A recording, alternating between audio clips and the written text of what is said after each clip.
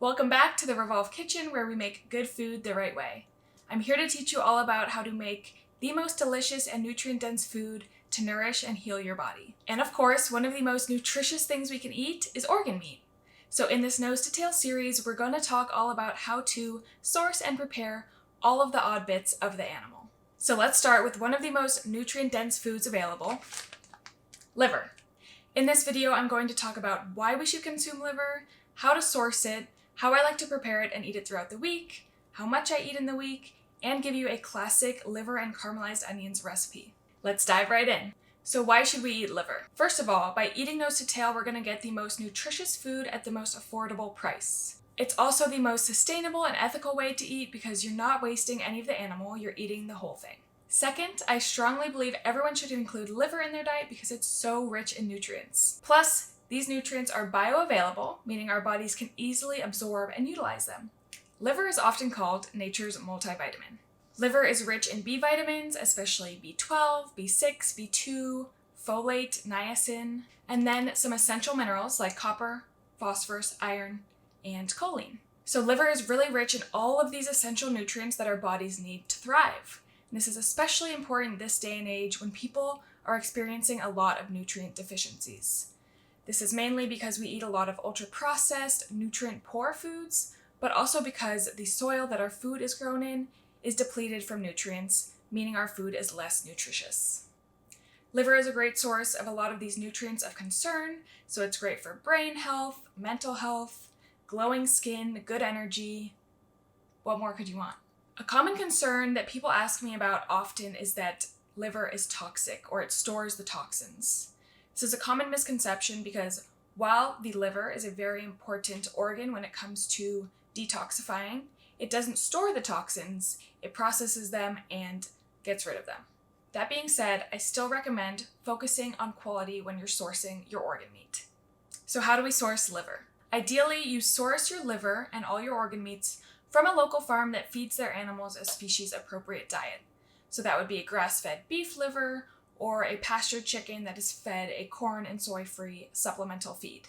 I recommend you check out your local farmer's market. You can go to eatwild.com to find a local farm near you. And if you can't find a quality source near you, I recommend you check out White Oak Pastures. It's a regenerative farm that has its own processing facility and sends out meat, including liver, across the US.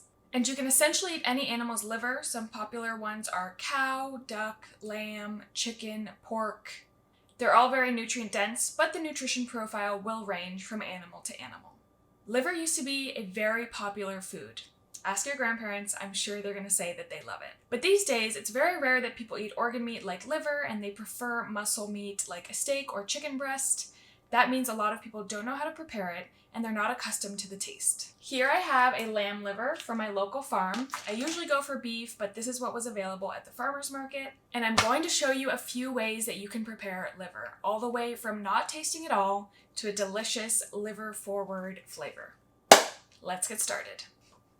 So the first thing I do when I get my liver and I'm preparing it for the week is I'll section off a part to make some DIY liver pills. So if you want to consume liver but you're a little put off by the taste, one option is to buy desiccated liver supplements, but I like to go the more affordable route and make my own. I do this by chopping the liver into small pieces, cooking them up lightly, and then I'll store them in the freezer so that I can thaw them out throughout the week and either chew them or just swallow them if you don't want to taste it. This is a very convenient way to get fresh liver into your diet every week. The second way that I incorporate liver into my meals is by adding liver into dishes with ground meat. So after I make my liver pills, I'll make some larger chunks and save those in the freezer. Then when I'm cooking, I'll grate that liver into any dish that has ground meat, like meatballs, burgers, meat sauce, things like that.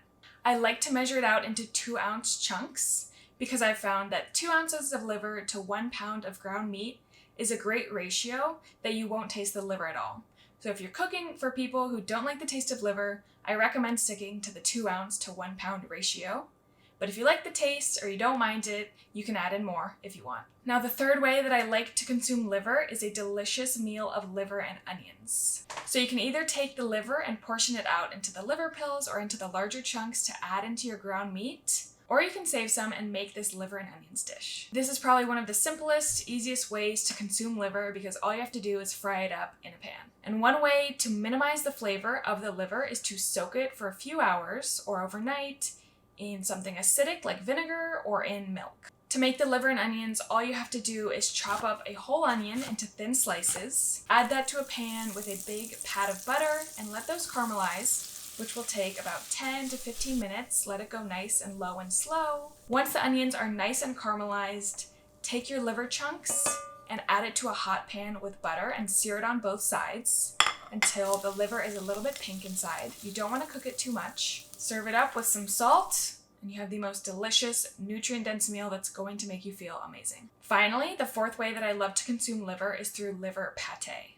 This is another great liver-forward dish that has some liver flavor for people who like the taste. Personally, I love to make pate with chicken liver since it's a bit milder. It's so easy to make. It's a crowd favorite. You can serve it as an appetizer or at a party with some sourdough, crackers, or veggies. I have a super simple recipe on my blog that I'll link below if you want to try it out. So let's wrap this all up with a very common question that I get all the time. How much liver should I consume? And there's no scientific equation or hard data that's going to tell us exactly how much liver we should eat. So I always recommend that you experiment for yourself and see what feels best to you. Personally, I usually eat about 5 to 7 ounces per week, maybe about 1 ounce every day, sometimes a little more, sometimes a little less. Do what feels best for you and consider your own individual factors in your diet and in your lifestyle. So go get your liver in. I promise you'll get accustomed to the taste, and more importantly, you're going to feel amazing. You're going to feel like you have superpowers after you start consuming your liver. And of course, stay tuned for the next part of the Nose to Tail series.